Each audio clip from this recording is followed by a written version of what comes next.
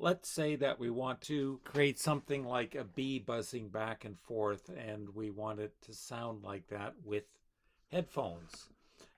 And so you need to pan back and forth. And one way to do that is to create two separate tracks, one a left ear and one a right ear, and then exporting these to Premiere. So I'm going to take my insect bee and drop it on there. And right here we have a little toggle that allows us to move it more to the left speaker, more to the right.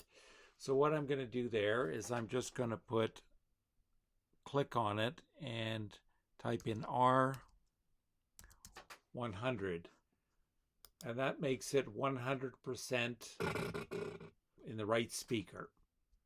And then what we need to do is to export that.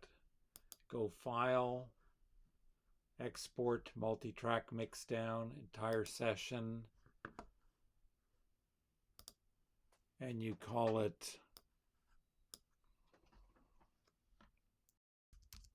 Bees Right. And then you put it where you need it for sound editing, demo clips. Save, and then you want it AIFF because that's much higher quality. And then you go OK. And it just takes a couple of seconds and then it's there. Now what you want to do is just change this to left. You would type in L100 to make it 100% in the left speaker.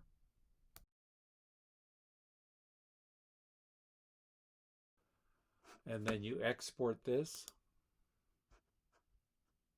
entire section. Then you go Bees left.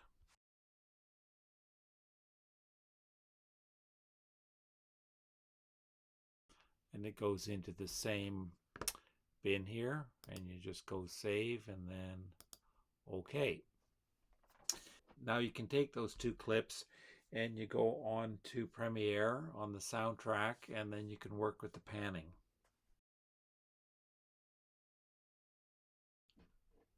Now we're going to look at taking the two tracks from the sounds of the bee, the left track and the right track, and create a panning effect so you get movement. This process is quite a lot different than in DaVinci, where you could do everything all in one track, in that in Audition we had to separate the left track and the right track. So you start with taking one of the two tracks, you listen to it, and you make sure that it's only in the right ear, which I've done. And the second track, you can see that's all in the left ear.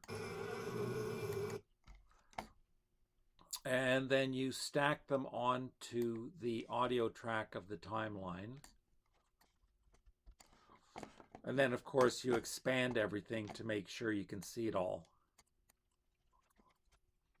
And you want it quite visible so you can get in there with the pen tool.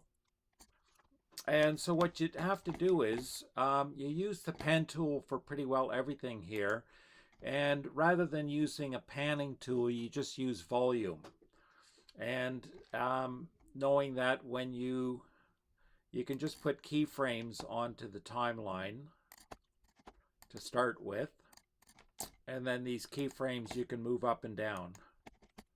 And they can align, but they don't necessarily have to. So whenever both volumes are kind of mid-range, the bee is going to sound as if it's in the middle of the pathway, meaning more or less close to your head. Now, we're going to start with the keyframe on each one, so they start at the middle. And then if you want it all, you want the bee to sound like it's on the right side of your head, you pan up with that, and you pan down with this. And that'll shift the bee entirely to the right side.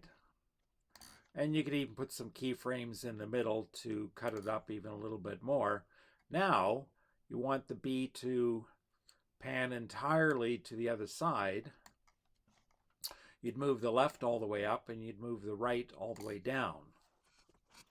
Now, if you want the bee to sound kind of far away from you, but still more or less in the middle, you can pan downwards with, or you can lower the volume on both of them. And when you do this, it'll make the bee sound like it's quite a distance away. And if you up the volume of both the right and the left, it's going to make it sound like the bee is in the middle but quite close. And then if you kind of drop the volume of the left one and you put the right one not too high, it's going to sound like the bee is off to the right but a little bit in the distance. And likewise with this, it'll sound like the bee is still somewhat in the distance, but because it has no sound in the right, it'll sound like it's on the left side. And so you can create all sorts of movement within the bee. And now if you want it to sound like the bee is just going away, you make them both quite quiet. Now you won't be able to hear this in stereo unless you're wearing headphones, and not if you're watching it with the screen share in Big Blue Button. So you'd have to kind of download the video, the demonstration video, and then you would be able to hear it in stereo. But you'll be able to hear the volume change as I play this.